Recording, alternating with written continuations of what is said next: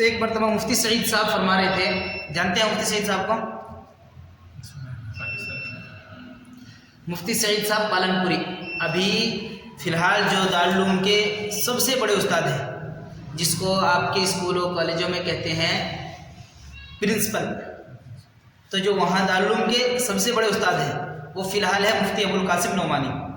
ان سے پہلے جو سب سے بڑے استاد تھے جو وہاں بخاری پڑھاتے تھے، حدیث کی سب سے بڑی کتاب پڑھاتے تھے، مفتی سعید صاحب پالن پوری۔ تو ایک بار میں نے ان حضرت کو فرماتے ہوئے سنا، فرما رہے تھے کہ حضرت مولانا الیاس صاحب نے جب یہ کام شروع کیا تو یہ جو 6 نمبر کی محنت ہے، جب یہ علماء دیوبند کے سامنے آئی تو بلا کر بٹھا کر بات کی گئی اور کہا حضرت آپ نے پورے دین کو 6 نمبر میں سمیٹ دیا، بس یہ مکمل دین ہے۔ میں یہ اس لیے کہہ رہا ہوں کہ ہم تھوڑا آگے بھی بڑھیں، یہ نہیں کہ ان کی کتابوں کے سے آگے بڑھنے کی کچھ ایسی ترغیب ہے، بلکہ ہم خود سے ایک نیا جذبہ بھی پیدا کریں۔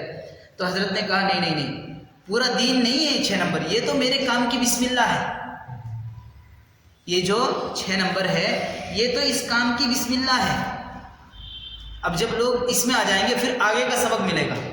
تو حضرت مفتی صاحب فرما رہے تھے مسئلہ یہاں آ کے اٹکا ہے کہ حضرت نے یہ بسم اللہ کی تھی، اب پوری امت جب سے لے کے آج تک بسم اللہ پہ ہی اٹکی ہے، اس سے آگے نہیں بڑھتی۔ اس کی مثال آپ یوں سمجھے، دیکھو بعض ہمارے ساتھی کیسے ہیں، ان کی سالانہ ترتیب نہیں چکتی، مہینے کی ترتیب نہیں چکتی، 22 سال 25 سال 35 سال 40 سال ہو گئے ان کی سالانہ ترتیب نہیں چکی، ہر سال ان کا چلہ لگتا ہے کہ نہیں؟ ہر مہینے 3 دن ان کے پکے ہیں، لیکن آپ ان سے پوچھے قرآن نہیں جی، نماز کے مسائل نہیں جی، پھر یہ ترتیب کیا؟ تو اس کو حضرت نے کہا تھا یہ بسم اللہ ہے، لوگ اس بسم اللہ میں اٹک کے بیٹھے ہیں۔ تو ہم کیا کریں، ہم جب جماعتوں میں جائیں تو خالی 6 نمبر، یہ 6 نمبر صحیح ہے، لیکن ان سے آگے بڑھ کے قرآن کو سیکھنے، قرآن اس میں آتا ہے لیکن زیادہ دھیان نہیں دیتے، ہم زیادہ دھیان نہیں دیتے، قرآن کے حلقوں پہ زیادہ دھیان نہیں دیتے، جبکہ تعلیم کی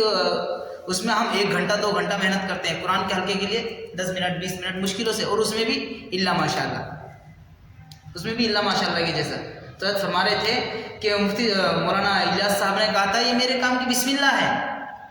ہوا یہ حضرت تو دنیا سے چلے گئے، اب پوری امت بسم اللہ میں اٹک کے چھوڑی ہے، صرف انہی اس میں اٹک کے چھوڑی ہے۔ اب دیکھیں کارگزاری سامنے ہے، سنتے رہتے ہیں، ترتیب نہیں چھوٹتی جی، لیکن قرآن کریم اگر انہیں کہا جائے یہ قرآن کریم زندگی میں ایک بار بھی پورا نہیں کیا، پڑھنا نہیں آتا کہتے ہیں، حالانکہ سال میں ہر سال 40 دن بندہ جماعت میں جائے تو بابا کیا مشکل ہے، روزانہ تھوڑا تھوڑا قرآن سیکھے، نہیں سیکھ سکتے تو معلوم ہو وہ سیکھنے کی کوشش نہیں کرتے، آگے بڑھنے کی کوشش ہی نہیں کرتے۔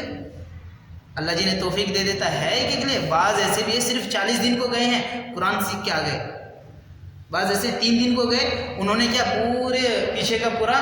ڈیلیٹ کر چھوڑا اپنی زندگی کا بایو ڈیٹا، اب آگے نئی سی زندگی، اب قرآن بھی سیکھتے ہیں، اب مسائل بھی سیکھتے ہیں، نہیں ہے ایسا ہے تو ہم بھی کیا کریں، ان کی محنت پہ لگے رہے۔ میرا مطلب یہ نہیں ہے کہ آپ انہیں یوں سمجھے کہ بھائی ان کی اہمیت نہیں ہے، یہ تو یوں ہی ہے، نہیں، یہی اصل ہے، لیکن آپ اس سے آگے بڑھ کے قرآن کو سیکھنے کی کوشش کریں، مسائل کو سیکھنے کی کوشش کریں۔ آپ زندگی بھر نماز پڑھتے رہے اور آپ کو پتہ ہے نہیں کہ نماز اس طریقے سے ہوتی ہے یا نہیں، تو آپ کیا کریں گے؟ ایک غلطی سے سجدہ سہو بندے کے اوپر واجب ہوتا ہے اور بندے نے کبھی وہ سجدہ سہو کیا ہی نہیں، ہمیشہ ایسی نماز پڑھتا رہا، تو پھر آپ کو اس کی نماز کا کیا حکم لگائیں گے؟